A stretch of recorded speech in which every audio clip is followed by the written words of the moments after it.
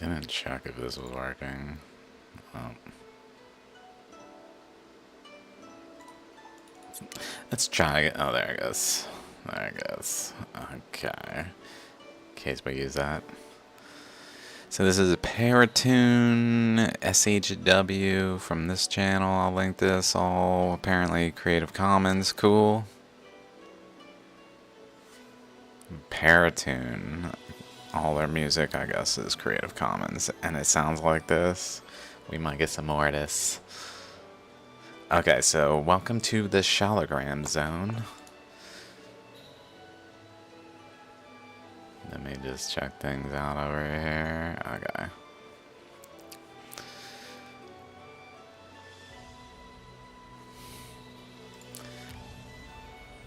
I don't know.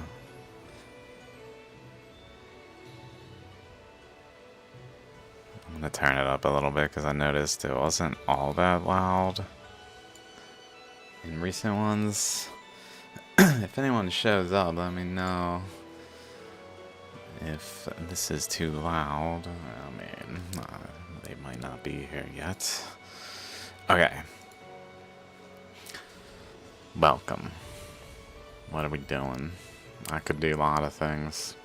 I decided I'd talk about shaligrams right now.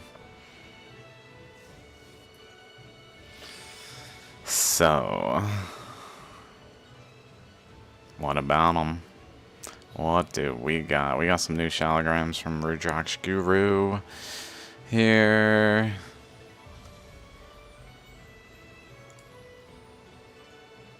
As well as some on Etsy. I found images for new ones. But, let's go to images.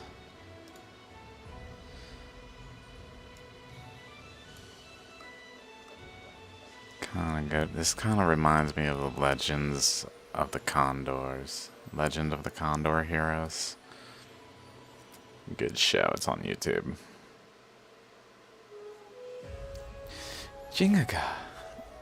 I still remember. Jingaga.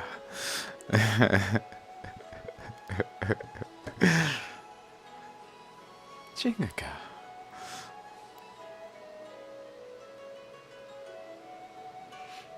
I should share this one with her, with Holly Walters, who interacted with me.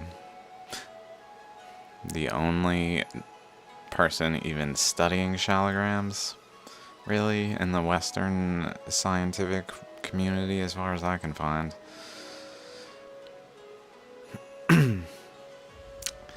So this one, maybe we should start here. So we've talked about this one, but it's so good.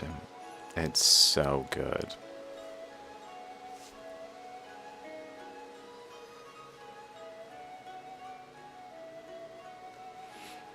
What is so good about this, one might ask? It disproves that ammonites are fossils.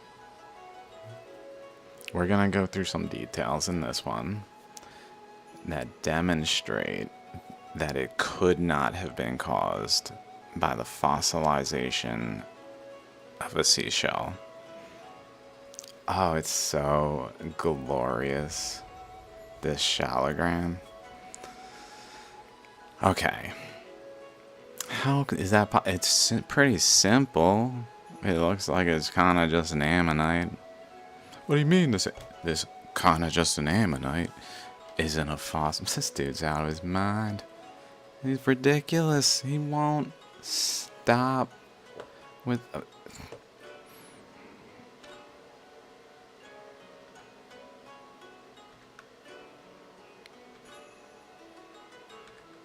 Here we go. Let's go a little further. Let's go through them. Interesting shape there. Okay, maybe we'll stop here. This is why this cannot be a fossil. Because we see the totality of an ammonite shape. So, like, over here, the boundary. We see the boundary. We see all these little things that are like dendritic structures that form at the boundary of the ammonite shape, not at the center. The center is like this, which is the center of this structure. So this is a ammonite structure that is exactly half, mind you. Exactly half of the height. So one might say, well, ammonites... Hold up. I got it. Ammonites. They're still fossils, it's just sometimes their shell, for some reason, at the end of the shell, the last chambers, approaching where this creature is living, that is presumably getting larger as it gets older. So why would it form a smaller shell at the end? But besides the point, we'll ignore that. Let's just give them the benefit of the doubt that this creature was doing such a thing, supposedly. Then the issue with this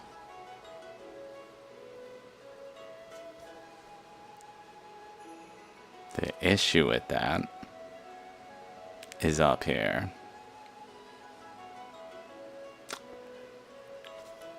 How does it have a boundary of a larger ammonite etched in the stone at the region of a smaller shell?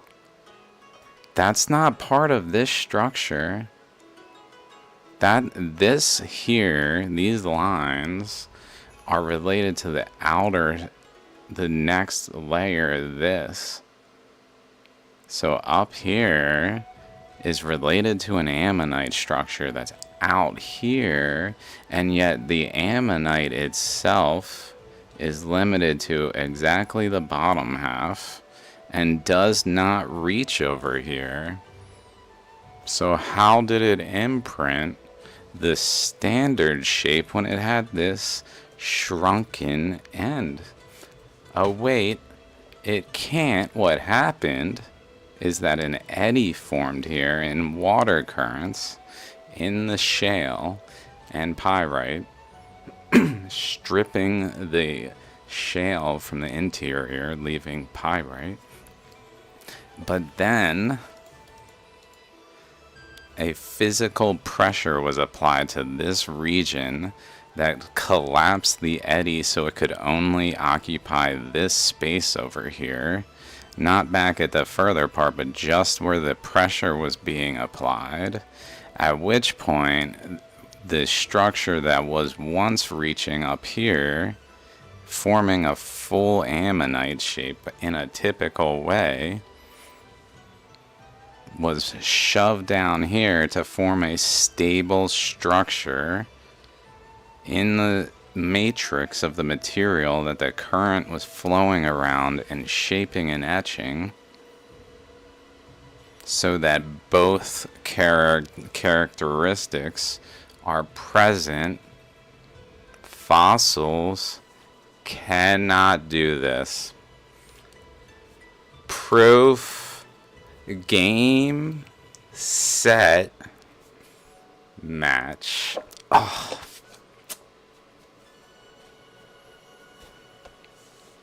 Let's carry on now. Pardon me. Part of my ego moment. It's just a little, like, I got people coming at me for speaking facts. Oops.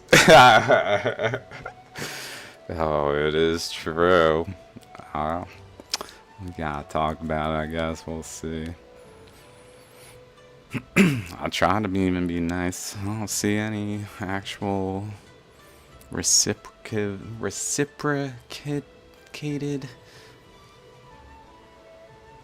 Alright. We'll see. We'll see what happens. I don't wanna speak too soon. I already did, but that's okay because I do that a lot. What's another drop in the bucket? Here's one I thought interesting. How's this happen? What is going on here? Which boundary is it? Why does it have adjacent? Like, essentially, there's an ammonite type structure here that has, like, this thing going on down here, down on this side, too. And this is, like, the outer segment of a lobe of an ammonite. But then it sort of extends over here to a point where it has, like, structure, ordered structure of, like, stepping stones down, tiers down to then reach here. Is that what would be expected from a shell fossilizing? Or is that what would be expected from current flows that are generally taking the shapes, literally, of ammonites? Because they're in eddies within stones, under high pressure, flowing at high velocity, cutting through the stone, slicing the stone, shaping the stone, molding the stone, moving its material through its body around from one region of the stone to another region of the stone. This all has happened after seashell got buried, and then arbitrary bullshit, the end. That's how it's explained. This one though, let's go back, let's go through the totality of this one. It's kind of common in terms of, I've seen ones that are long and flat, like a disc that has a small ammonite in one end. Something where maybe we can go through here, see if we can find one. It might be way back.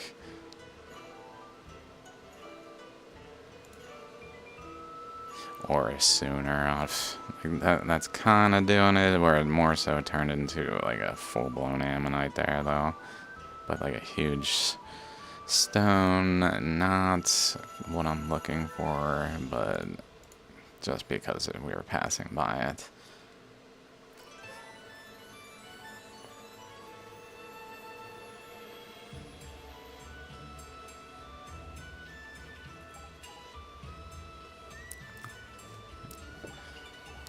Okay, I don't know if I want to go through this many shaligrams to try to find some. They're all so unique that ones like that are not that common, but they do happen with a regularity.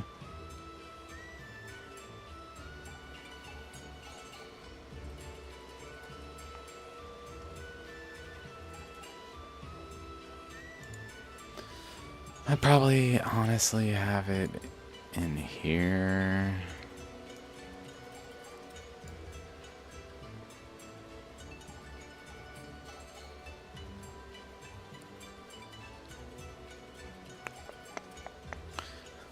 This one's kind of doing it. No, not quite. No, that's not the one I thought it was, actually. Although it's interesting, it looks like it's kind of doing it, but it's more so like when we look at it from this angle, we see like a full-blown just surrounding ammonite. But from this angle, it looks almost like a rectangular rock that has just an opening in a corner. Which some of them look a lot more like that, which is what I thought it was one like that.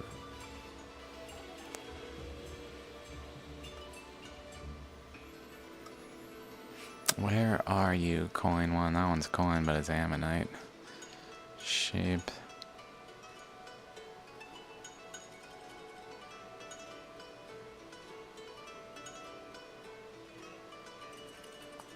It's on the Rudrash Guru website for certain.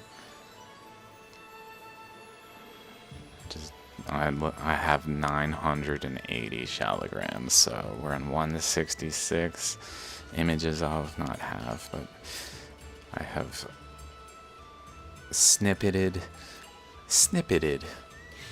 that many. So it's a little tricky to find them at this point without organizing them. Here we go. This is it. Very similar to this one. Like, it's kind of coin-like. Reminiscent of this one. So this one has multiple ammonites around, but generally an ammonite structure that is like the largest one. That reminiscent. Okay, not a total waste of time. I knew it existed. I wasn't making things up. People, he ain't got fire because don't exist. Fucking bullshit. Oh, damn it, it looks like it.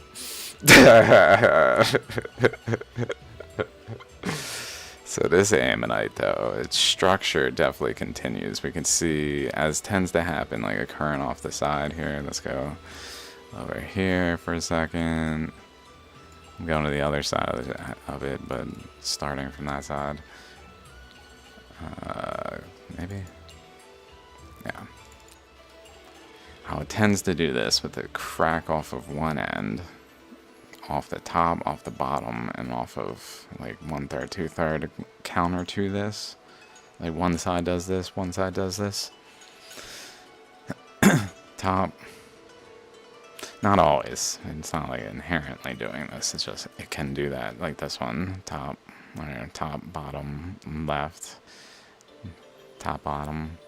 So those points are energetic points where current that flows in an eddy is caused to basically go around the top and the bottom and collide where they come together, which then causes a current flow out of the eddy at that point.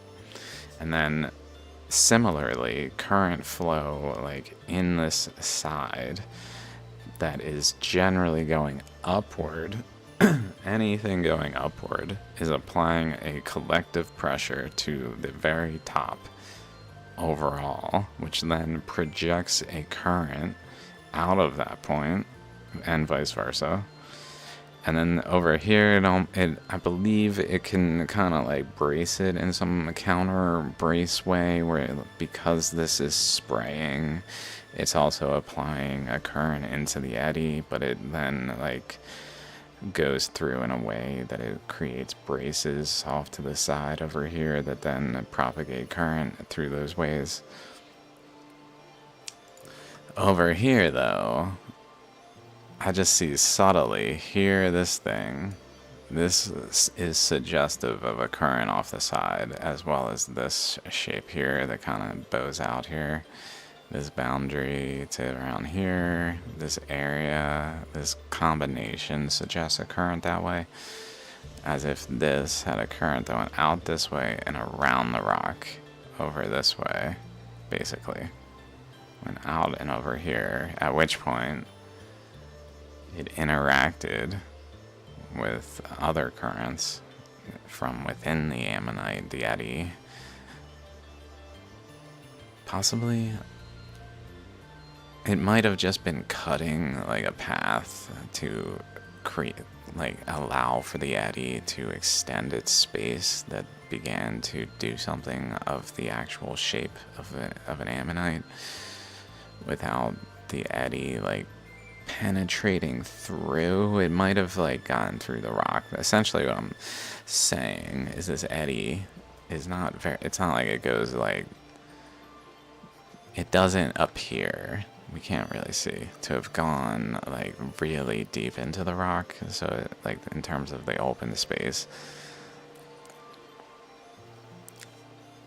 so it's not like it was a huge eddy all the way through like over here that was occupying the totality of the space. The water itself was within this space and like pushing into the surroundings, probably forming a general eddy structure that was there, just not as like high flow rate because it was just cutting the energetic optimal paths, like the ones we were just looking at on the top far ends and like these angles, leading to current flows at specific points that are just cutting the shape to allow for the structure to grow, so that the pressure pushing water into this space effectively has enough space to not be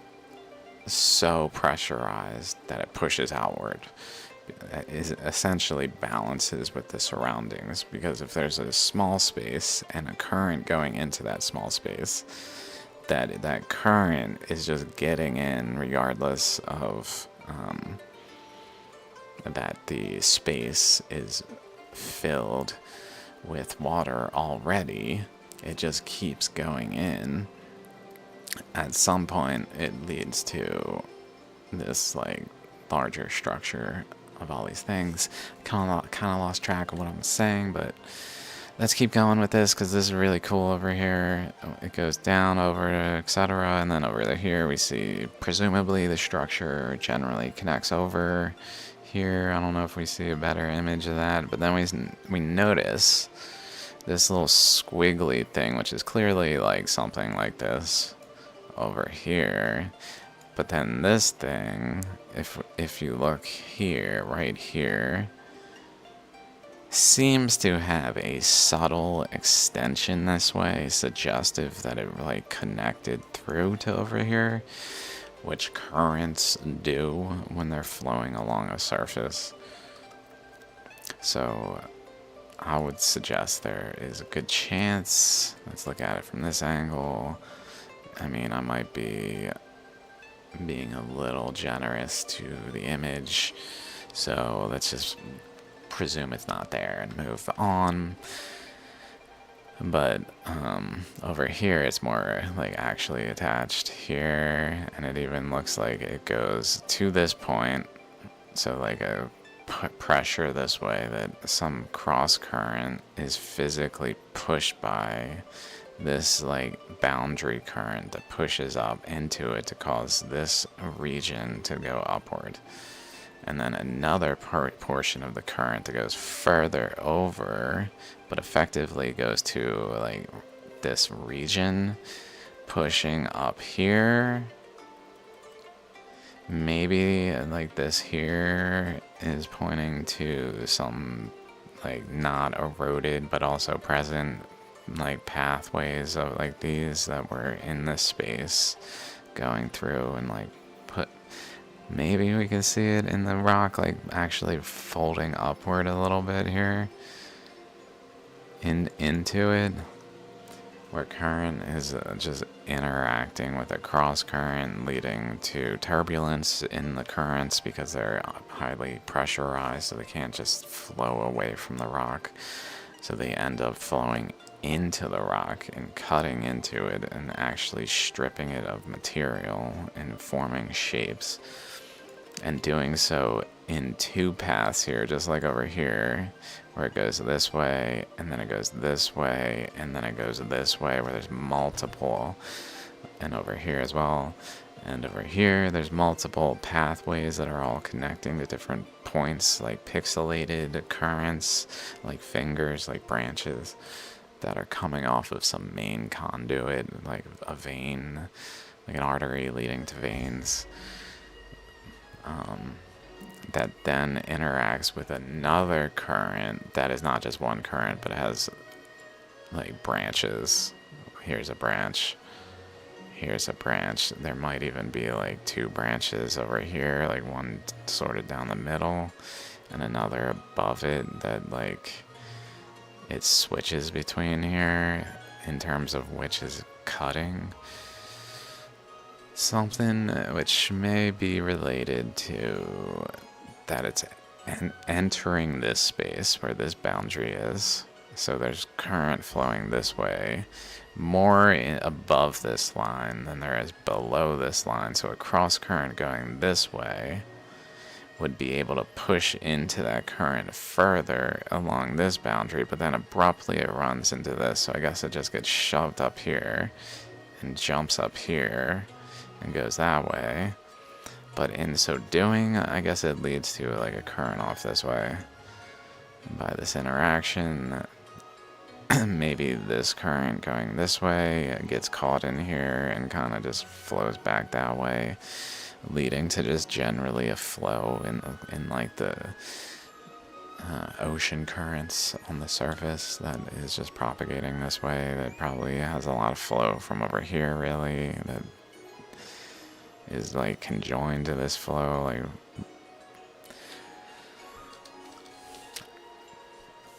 or it's a fossil, right? I mean, it's not even close to the explanatory power of currents.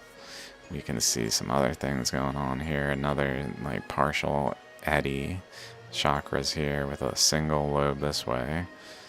Possibly because over here it's nearing the boundary. Like, this seems to be generally on this flat surface at the boundary where it starts to like go down rapidly.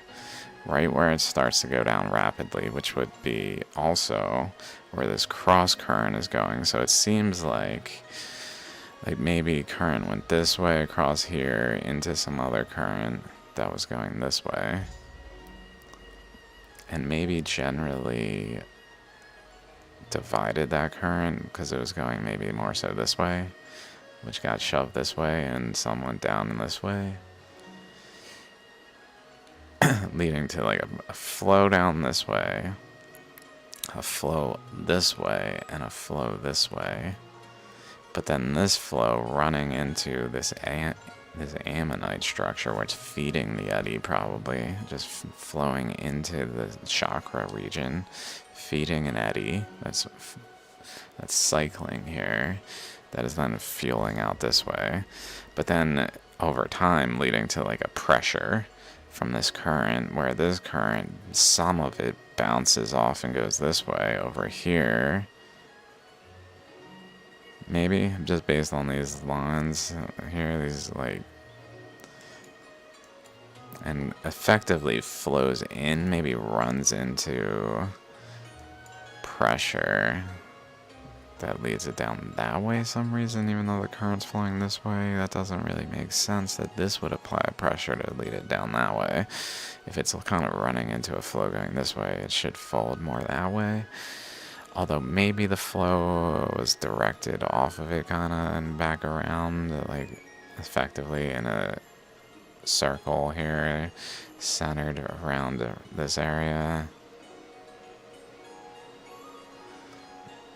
So it's kind of deflecting off, and this therefore would, if there's an eddy going in a circle here, that's like this center is kind of applying like an outward pressure, lead to a perpendicular flow maybe over here based on just the circumstances that then led to its capacity to etch the eddy here, but then because there's a current going this way and this way out of this eddy due to the pressure at the center, though, leading to generally flow out this way.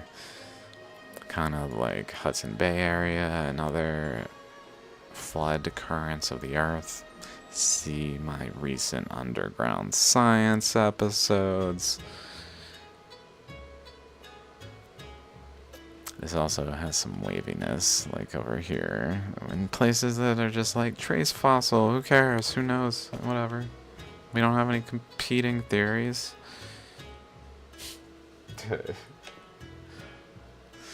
Different angle. We really can see it connects here. So, like, odds are because of it connects here. Like, at some point we can go back to like this moment. It looks like it connects here, but we can't really tell. It probably connects. Like, essentially, this current has some relationship to over here. Maybe it's also related to this current. Let's see if we can find this structure more fully depicted. There it is, I believe. Some of the teeth back here. Some teeth over here. This is cutting in like at this angle. So it's layered. Another aspect of this is that a portion of the stone was like a layer below another portion of the stone. Kind of like these.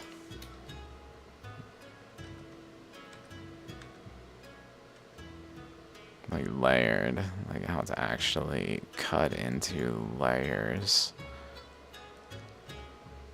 This one's sideways cut, like cut into layers very strangely in this case.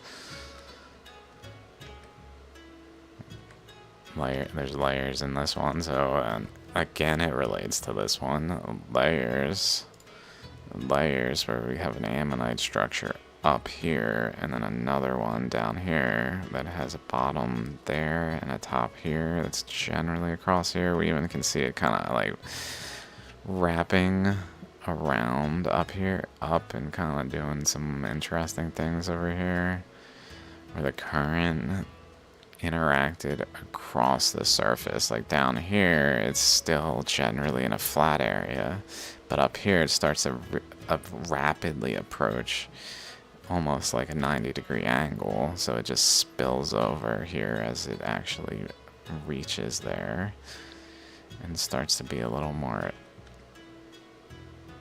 Oh, there we go. Oh yeah, this thing. So this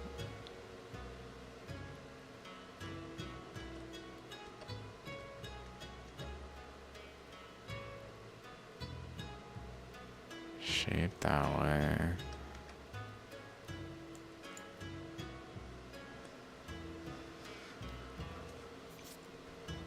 Wow. What? Dude. Come on.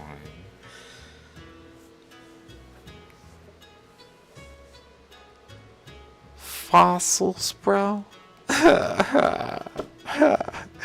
I didn't even notice. There is this, you know, like a wave, basically, like light. You know how we kind of define light, like a wave. Which this is a boundary of a ammonite. Like like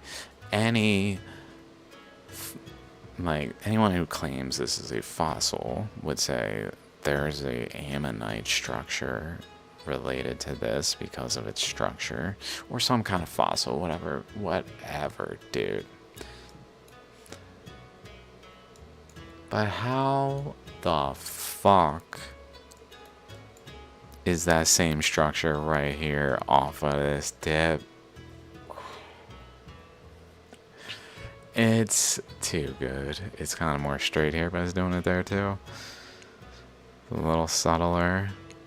I definitely exaggerated it there, not intentionally, but in my mouse movements. And this one feeds up into a little like lake kind of thing, like an area where the water flowed into and then kind of got pushed into the rock and scooped out enough material to actually like occupy that space.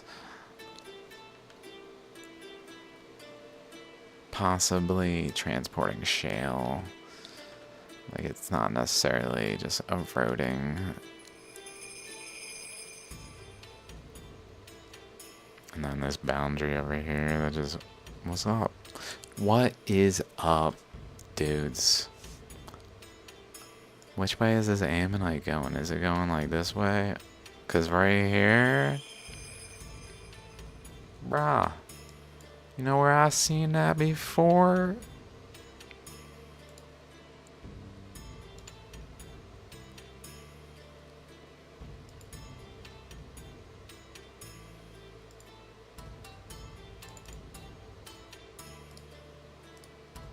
Oops. Let's find something.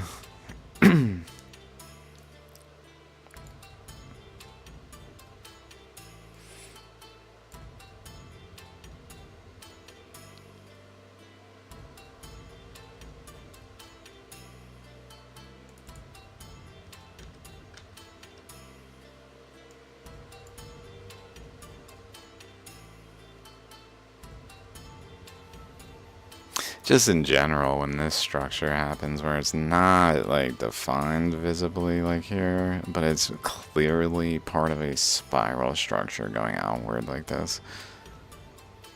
Like a continuation of that same energy flow, effectively. But over here, like it's almost like it was a recessive ammonite where an eddy was forming here, shoving material into this area as like a backstop because some current flow is propagating this way, I guess, running into resistance, where then it went this way, but then I guess it just did something like this, where then it like smoothed this area maybe, leading to some undercurrent going out that way that actually went under this stretch, but a boundary current cut through it all over here, where it ran into some other pressures and led it that way. And then another like tier of the structure started to form over here. It's definitely doing a recessive ammonite thing going on there. That maybe that's even related to why this is going on. Like a current flow going like this.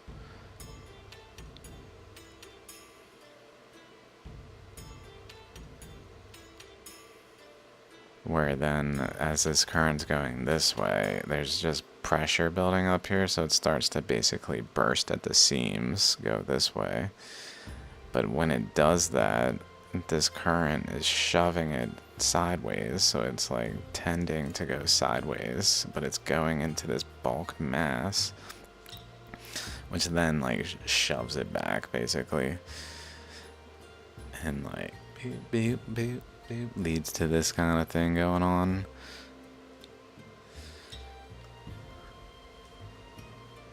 Or again, these are fossils.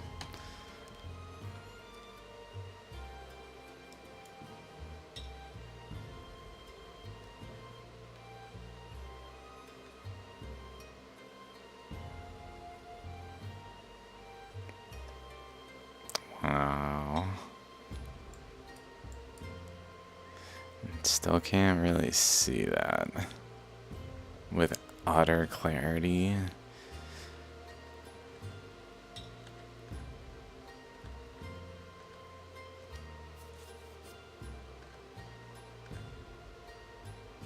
Okay, this one. Already something cool. It's got a hole through it over here. Okay. Another thing, it's got the ammonite here, but then it's got all these like pseudo structures that it tried to form ammonites, but they weren't stable eddies. This system down here and this system down here effectively blocked out this system from forming between them. But there was enough space where it kind of formed and tried to like fill the space. Probably a current flow just pushing in the space between, like maybe currents are flowing the same direction here in eddies, and a counter current flowed around the opposite direction, reminiscent of Jupiter.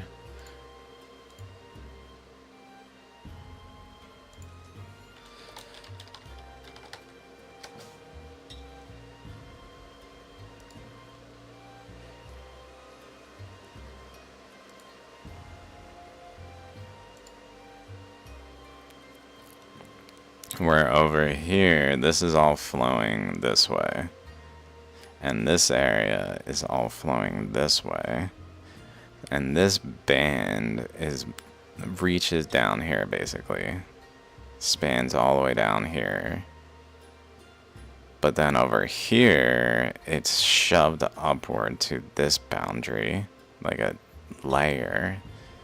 It's moved energetically up a layer. But what then happens is it has to like shove this material up. when this current comes in and there's another current going the other way, so there's one going to the right, another going to the right below it, and then one going to the left between them. Let's just pull up the video, maybe. Jupiter clouds motion.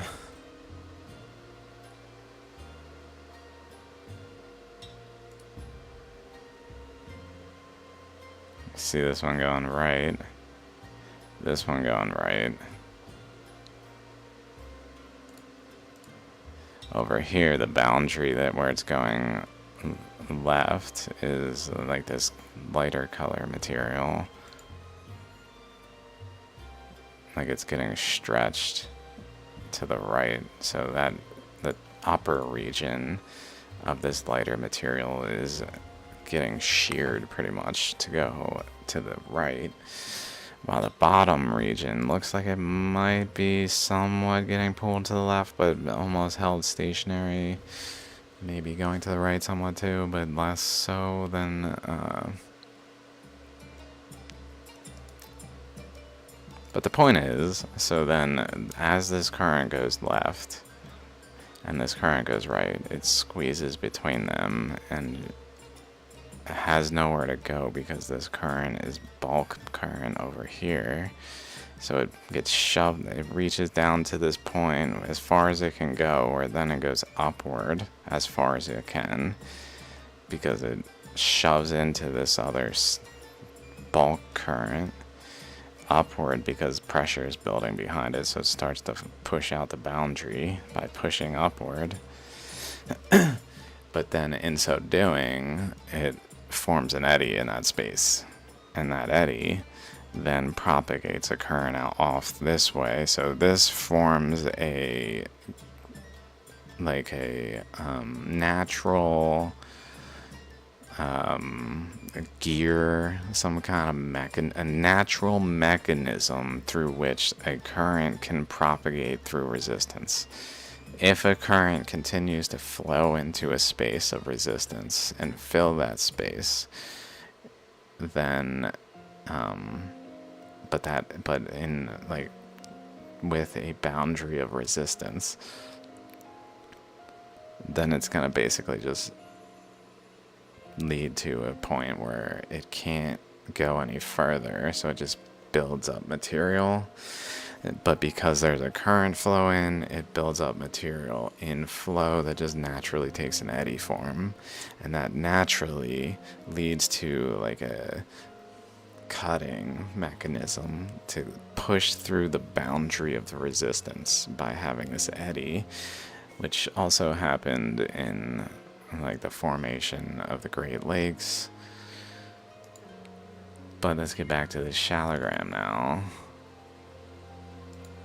So I would say there's a good chance, before I even look at the details, that this eddy generally was like in a space where current was going generally right, and then generally left, because it's cutting into that space and then really reaching a point over here, like it's like a wedge, forming a wedge into that space, pushing its boundaries, and then after pushing its boundaries, extending how far it can go through like offshoot currents, and just pushing the space again, pushing a boundary over here against this one, and pushing a boundary down against this one, which then even pushes it downward and down across here to put that physically runs into current going this way and pushes it downward. Probably also leading to an offshoot current because it's running into resistance, and because it's running into resistance, even though it goes this way, it builds up back pressure that then just leads to an offshoot current in the direction of flow of this region, so pushing a current through and out that way, basically. That's even parallel with over here and generally in line with like how that's arcing, although it seems to arc a little more at the end, tail end here, but it's also kind of connecting back to this pseudo ammonite structure it's trying to form between these, but because there's an eddy here and here, there's actually resistances that are at play. And then down here, it looks like we have another chakra, possibly. Which clearly, this ammonite like has a boundary out here that's trying to extend into another lobe, similar to this. Because it has this boundary here, around. It seems like it was kind of at the edge of the rock, which... Again, the edge of the rock is just where the slope of the rock changes, which leads to circumstances changing more so than like on a continuously flat face like this. Also looks like over here might have some subtle shape that's not reaching up here, like extending right there. Possibly like like the mass of an extending lobe that's more like the actual typical shape, but where current flows were more so only reaching here on the surface, maybe. I guess that would suggest though that there's pressure going this way here, which is kind of what we were saying, a current going this way, this way, this way, that are related to these eddies. So possibly just a current going that way that is then cutting in like this, swirling into the rock, across and behind, and cutting through, and then out this way through these, like physically out of the rock, through past like here. Cutting back this way, but back through the rock. Where as it comes out of the rock, it interacts with that cross current, which probably leads to some kind of like actual cutting in the process of the current. Like it's not just flowing literally like this, stationary. It's probably got some kind of vibrational aspect to it that is participating in cutting the boundary apart.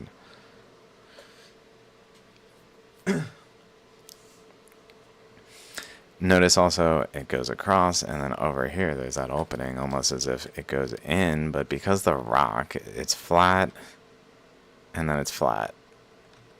It's not that big. It just came out the other side. It tried to bend, beep. It just went boop right out the other side, though. But in that way of a current where it's kind of like flowing in an eddy itself, at least Shaligram currents, cutting through there. And then we notice on this side there's like a lobe. Like if this is a chakra, let's say there's like a pseudo chakra here, like counter to it, a lobe out that way, a lobe out this way that has like generally here, but there's not enough space in the rock for it to form. So maybe had this had a larger, had this been a larger stone, I guess this wouldn't have exited. It would have gone around and probably just cut an ammonite here, but because it exits, it then flows on the surface over here and seemingly runs into another current that leads to an eddy here on this side of the stone that was more dominant. Like there's a lot more current involved because it's way bigger than over here. It's just less dominant in that it wasn't, it didn't have enough material to actually form it, but the overall current flow was probably higher because of the physical like size of that comparatively. This is only part of the rock. This is not the whole of the structure. It only is part of the structure. It extends off of it on both sides.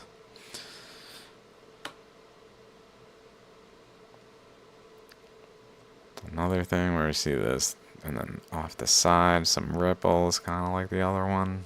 Not the same structure, whereas ripples over here with ripples off here, but maybe relating the two a little bit more now, seeing it. Where maybe this going off this way is related to that this is not just like a straight line, it also vibrates to a point where it goes back and forth, but also because it has like a small amplitude wave, like it doesn't go back and forth a lot, it goes back and forth in such a small area that it effectively looks kind of straight, but maybe it's coming off of one of those, like the peak or trough, whatever it may be, of the wave. Peak probably like a volcanic eruption, probably relating to how those work in some ways. Hey, did you notice how this makes no sense?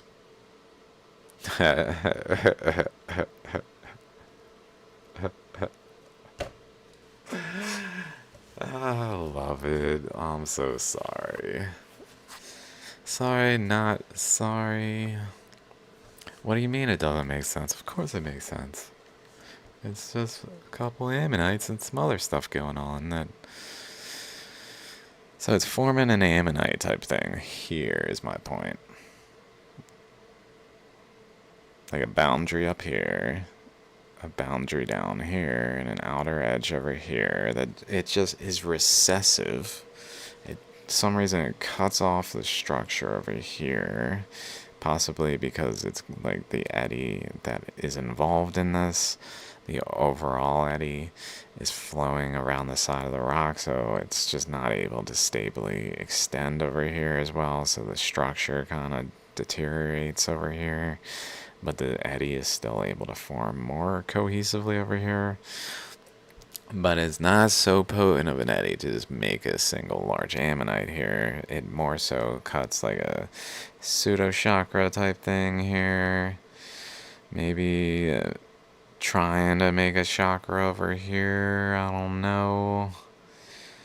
But essentially off of this boundary of the structure where currents are generally flowing in some eddies, like boundary currents, leading to offshoot currents that are in eddy forms that are more stably able to form. This one is like notice the flat corner of the rock up here. Like this area is relatively flat until right there.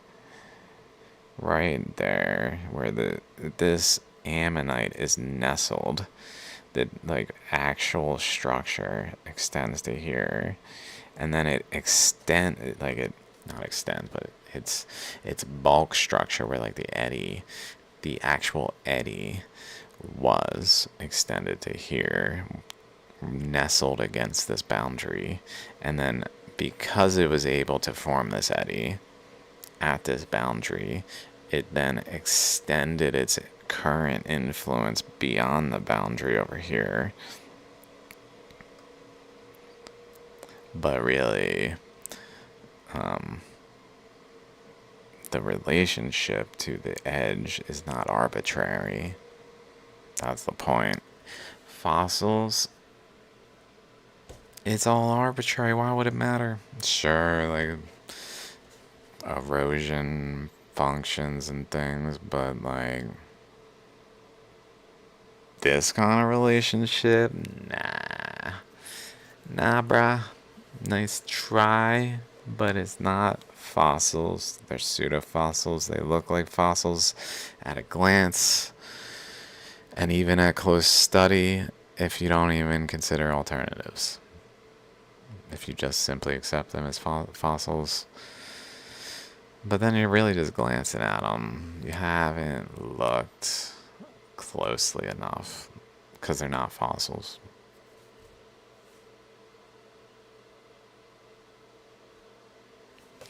Let's continue.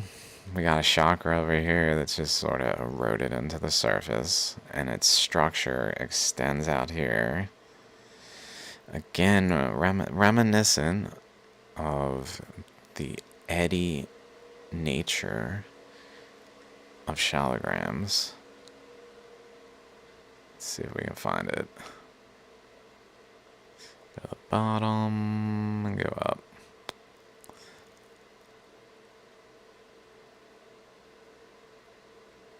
One of these, here it is.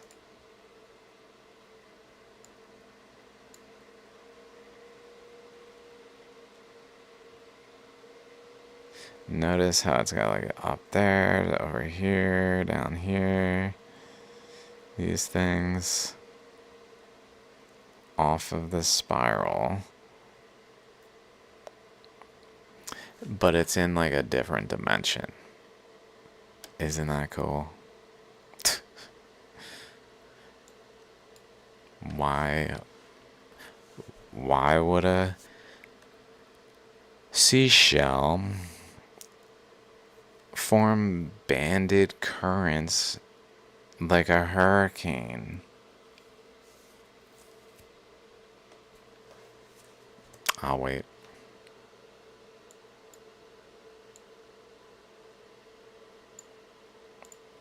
Same thing here. I know I'm an asshole. You guys can be, oh, he's an ass. I can't fucking stand him. Well, too bad. What do you want from me? Too late. I've been an asshole this whole time. What do you want?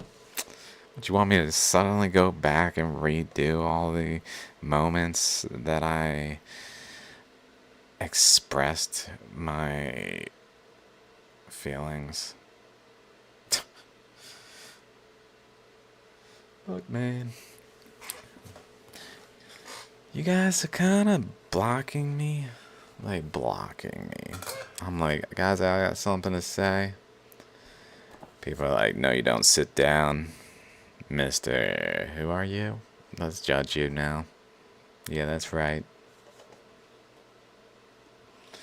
You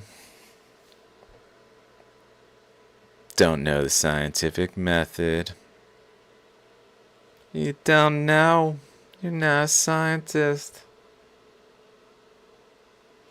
We'll go ahead and argue that.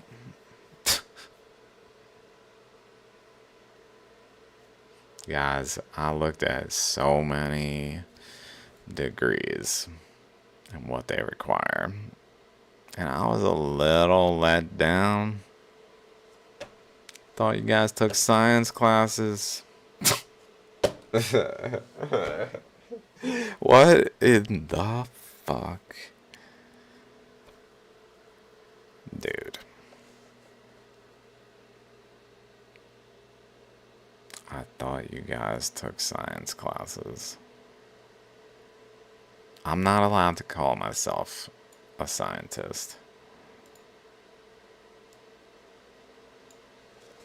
I'm not allowed to be considered a scientist. Oh, you got a Gmail account.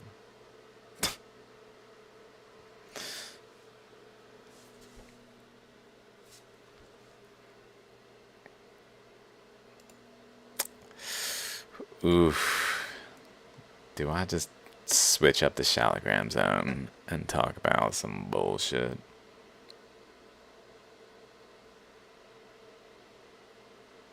I don't know if I want to be an asshole. You know,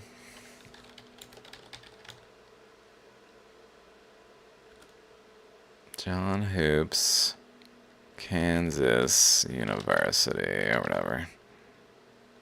Correct. Check it out. We the people should probably know the backgrounds of people who are dictating scientific conclusions in the world, who are basically considered authorities because of their backgrounds.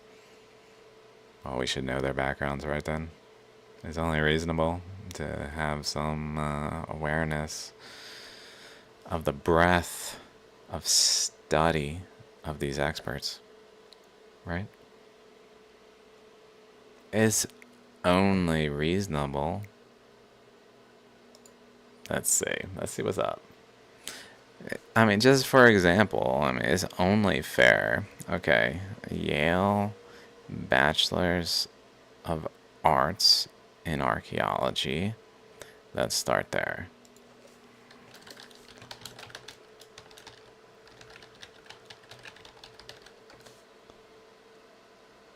I believe the problem with this website is I could not actually decipher. It's not quite as organized where you can just be like, here they are. Let's see. Major in Archaeological Studies provides a program of interdepartmental offerings covering prehistoric, early historic, medieval, and other cultures and cultural developments in the Old and New Worlds, and introduces students to the analytical tools that facilitate archaeological studies, etc. The major consists of 12 courses, including the senior project. In addition, students must participate in a Yale-affiliated summer research project or another archaeological field school approved in advance by the Director of Undergraduate Studies. The following 5 courses are required: an introductory course, introductory survey, the introductory lab course, Archaeology G, so some kind of lab, right? Okay. An advanced lab, some kind of lab, a theory course, whatever that means exactly, but some kind of presumably relatively scientific class, and the senior research project. The remaining 7 courses required for the major must be distributed among the 6 subjects areas represented by the departments and programs offering courses multiple titled with archaeological studies, with 3 of those 7 courses falling in different departments and programs. So they need basically 3 departments, 7 courses beyond these 5. These 3 departments can be geology and geophysics, so certainly can be scientific, but they can also be classics. That doesn't sound like preparation for a scientific background. Like, that doesn't sound adding scientific rigor. Like geology is. Environmental studies sounds maybe like, so these 2, if someone were to take 7 courses in these 2, they would be more prepared scientifically, more prepared than if they didn't, but their degree would not indicate that, so we can't assume that they did. They could just say, I'll take 3 courses in classics, 2 courses in history, 2 courses in history of art. That's 7 courses. That's 3 departments. Done. Or we could even add Near Eastern languages and civilizations and religious studies. None of these are really related to science, no matter how much you want to claim, oh, it's in a scientific framework. What are you talking about, dude? Are you telling me classics are teaching chemistry? Are you telling me history is like, so in 16 whatever year, Isaac Newton invented calculus. Here it is. We're going to go through it now. Now we're going to go through classical mechanics. Now we're going to talk about Faraday. Now we're going to talk about these other things. Or are they more so just history, not science? So there's no necessary science here. These are specific to archaeology, presumably. So even if they are scientific, this student clearly has no prerequisite requirements, so they can't be very scientific, except for just, here's how we do archaeology. That's not scientific, though, in that, like, you can't just walk into the world, here's how we do whatever it may be, without really knowing, like, the things around which it depends at all. Like, they're lacking there. And maybe it could be argued you got general courses, but, like, again, there's a critical element of the word requirement. It's not here. It's not required. It's an option. You can do it if you want, and it won't change the title on your degree unless you go forward and get a minor or something. Yes, of course, you'll have a minor in geology or whatever you may have studied, and good, thank fucking God someone's doing it, because it clearly you don't have to. If you don't really like science that much, like the hard sciences, like physics, chemistry, geology,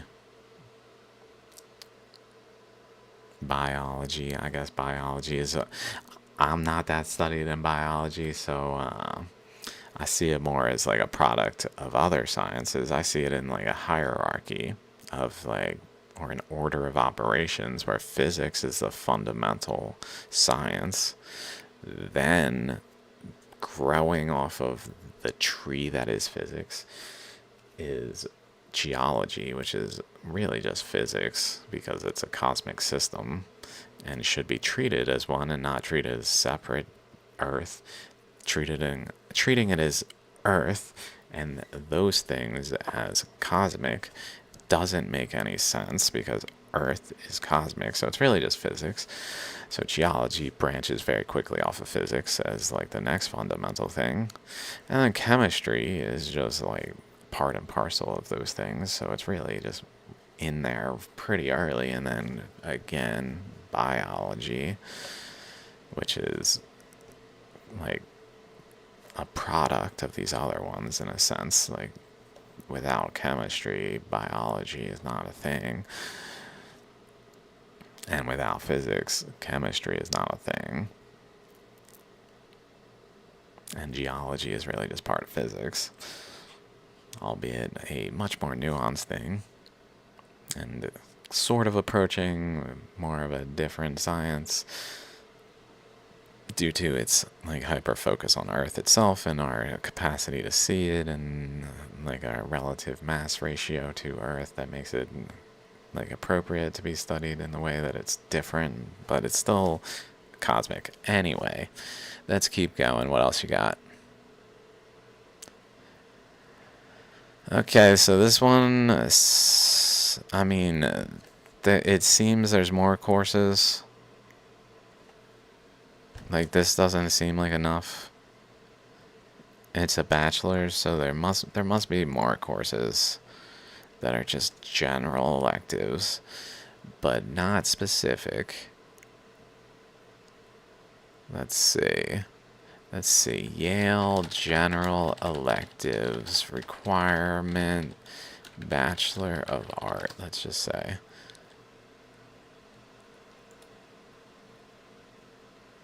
Qualify for bachelor's degree.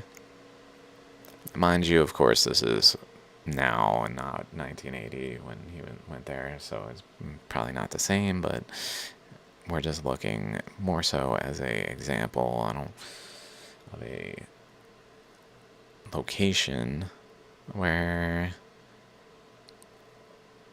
people are getting their societal like sticker, like, you get authority, you've done it, you've passed the things, you're an authority now.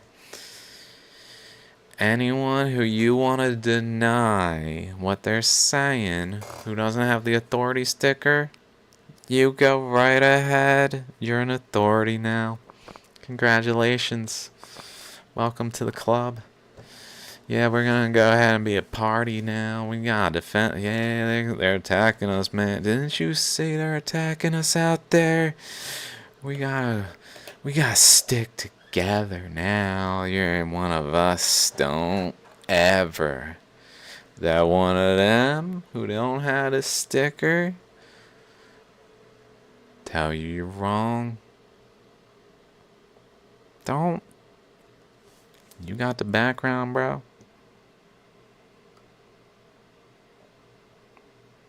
Let's see. Science. I don't know. Students may elect no more than 4 course credits in a single department, no more than 6 course credits in a single disciplinary, except that a student taking a laboratory course may elect as many as 7 course credits in the sciences. So it almost discourages taking science classes. That seems kind of lean towards the probability is that they probably don't have many science classes. I don't know. Am I reading this wrong, or am I just realizing something that's been going on all along, but like most people don't like care because they're not arguing with these people who have these backgrounds about scientific discussions when they don't have a scientific background, but their title is like societally scientist.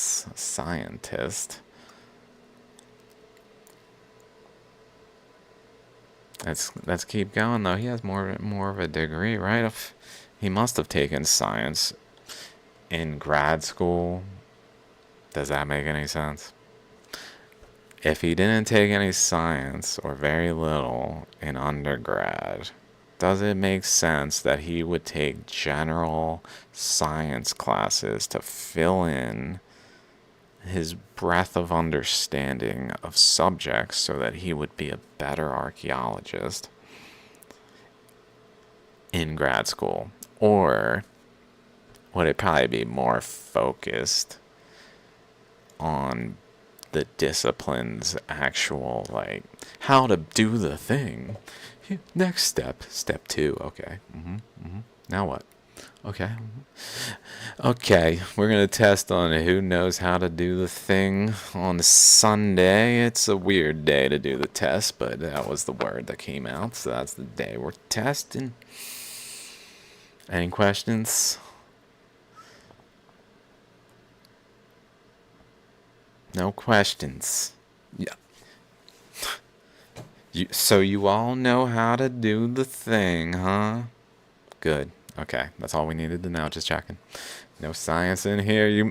Class dismissed. See you guys next Sunday. Yeah, we're taking a week off. Who cares? Who cares? You guys get a sticker for participation.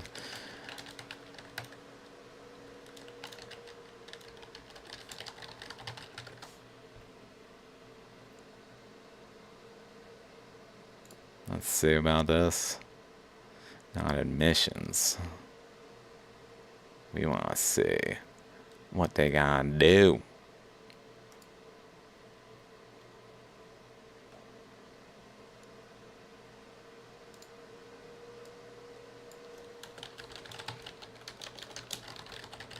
Maybe. 12 required credit courses include genealogies of social anthropology, theories of the social, anthropological research methods, which is pretty much what I was just saying, and research design proposal writing. So some like additional specific details that are about social anthropology related topics. And then some specific research that is somehow done without really bothering to learn sciences, but because the method has been learned, it can just be done like in a group setting. Like, oh, we got the archaeology side, you guys deal with the science. We'll just let you guys tell us about that side, and we'll tell you about this side, and that'll work out until you're wrong. At which point, we'll never know. Perfect. Sounds good. So, class dismissed. I don't know. Maybe that's a one-off, right? Maybe those degrees aren't like. Maybe not all of these archaeologists. Like the dude, he was on Joe Rogan arguing with Graham Hancock about a scientific topic. Clearly, he must have a scientific background. That's not just archaeology and corn.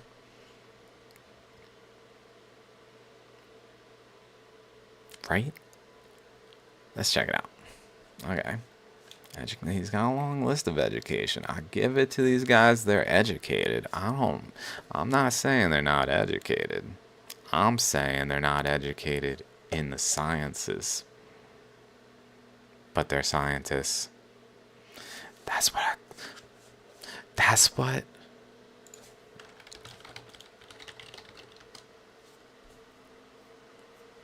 falsely or mistakenly. It's a common mistake.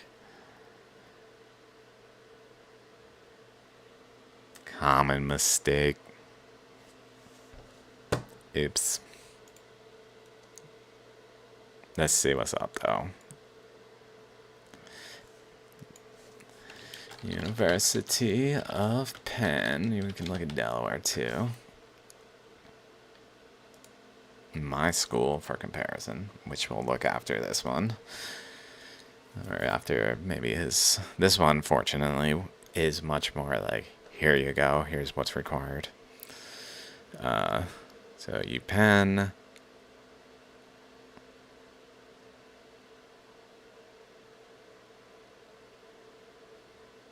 College general education requirements and free electives.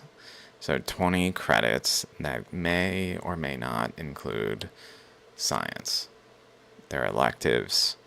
They're general education, which tend to include things that are not science as options. So there's no guaranteed science there. Strife, a history of the Greeks, that's certainly not science. Ancient Rome, that's not science. Mind you, if these things have science in it, where did they learn the science to understand the science in it? In high school? Does it look like this degree requires a high school education that has all of the sciences in it? No, it does not. No, it does not. So, where did they learn the sciences? See the problem. Let's keep going. Maybe they learned it in Cluster 2. Fields of classical studies. Greek, Latin, whatever these are. That are clearly, I assume, like ancient Rome maybe or something. I don't know. Something that's not science. Cluster 3, Cluster 4. Point is, no science. No science. Minimum total coursework units.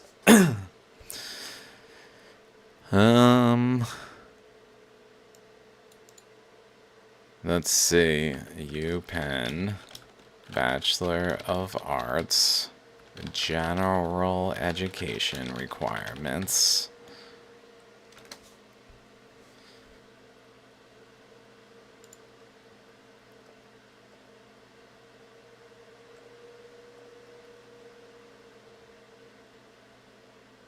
To find courses that fulfill general education requirements, we got writing, we got language, some other things. Is there science in this?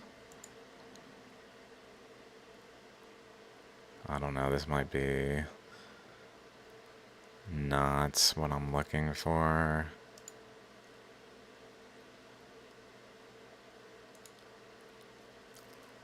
General education requirement develops. Okay. I mean, I guess this is what I was looking for. I don't know.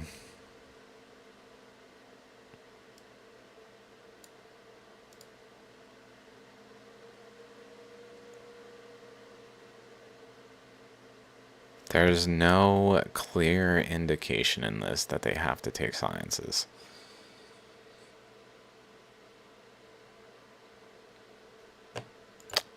Problem, dude. And we can go through these. I'm gonna tell you a secret. I already did. I know. It's a surprise.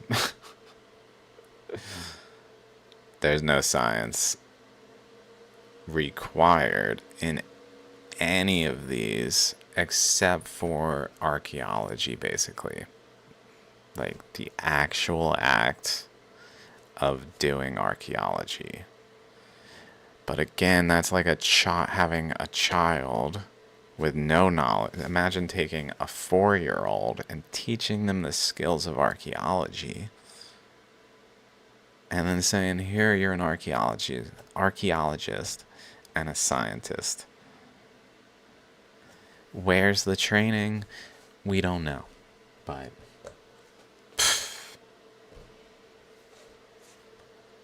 by comparison, let's just look at my degree requirements.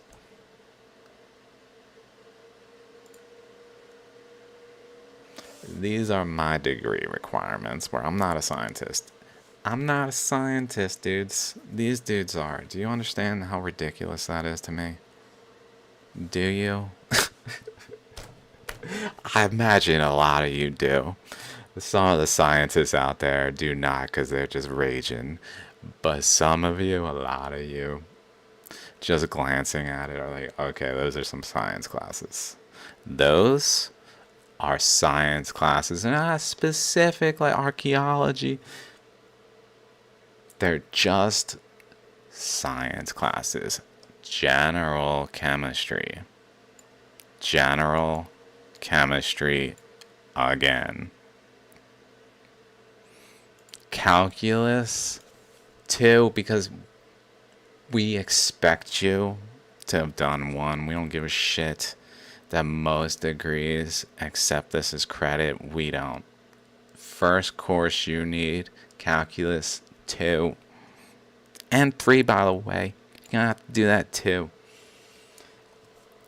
Sciences depend on calculus. I know it might be hard for archaeologists who didn't take these courses to comprehend how important calculus is in sciences, because it's not really like used in archaeology. But to not take calculus, unless of course some of them did, but they're literally not required. This is a requirement. See how this is an option? You can choose what you want on here. That's elective. Required. You don't get this degree if you didn't do this. Difference. Physics. Computer science, which, okay, not science. Critical writing and reading, because you gotta take an English course, whatever. Thermodynamics, that's a science. It's got engineering there, but it's thermodynamics. I look at that, there it is again. Because you gotta deal with that, and one of these electives was thermodynamics 3. I don't think I took it. I don't remember exactly what I took in these.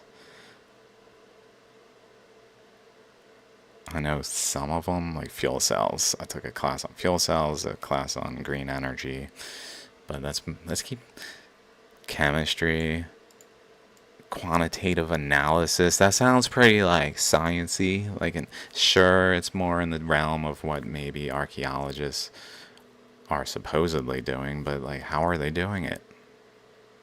Dude, remember that whole calculus thing? How are you guys doing? Like, oh man, there's problems. There's problems.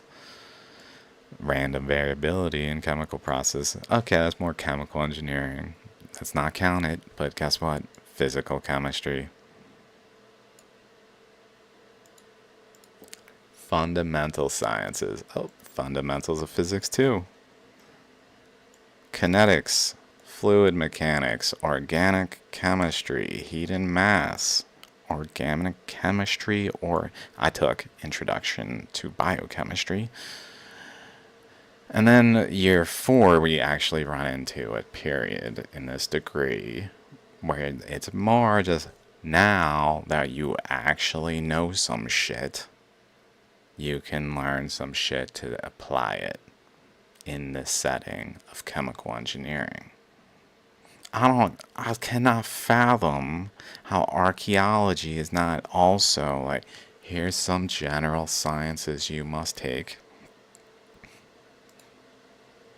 Because you're a scientist, it's not complicated. If we're calling you a scientist, you need to know some fucking sciences. What the fuck, dude?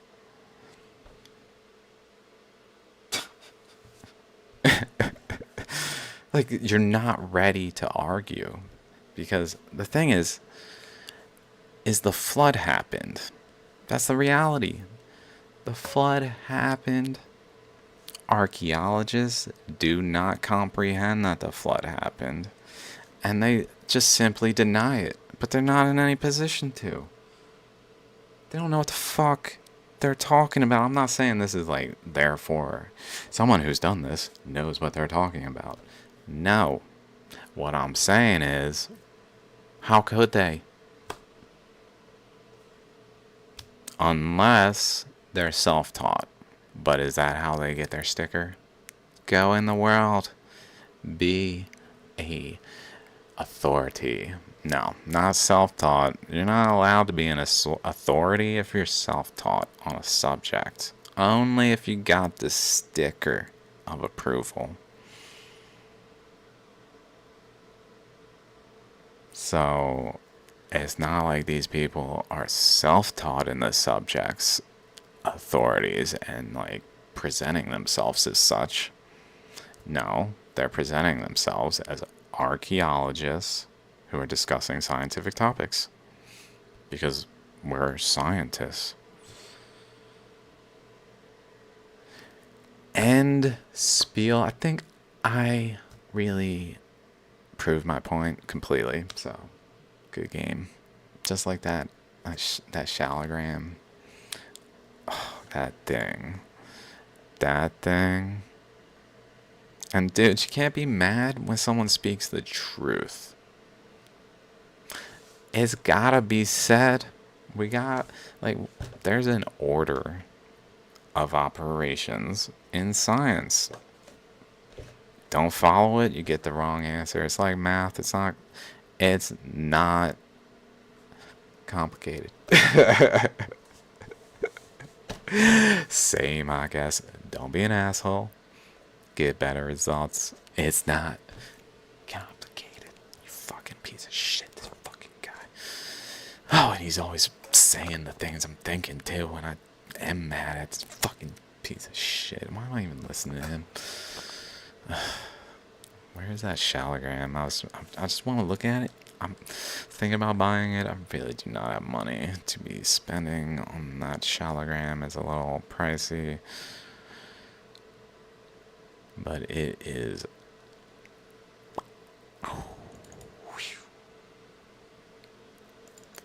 pricey to me. It's not relatively pricey, but for what it is, it's just, to me, I cannot... I mean, I've got so many Shaligrams that disprove science. It's hilarious. I collect them. Noobs gonna get schooled. Peace out. See you guys. Time for some smoking of the herb. Because yes, I do. That's right. But you don't.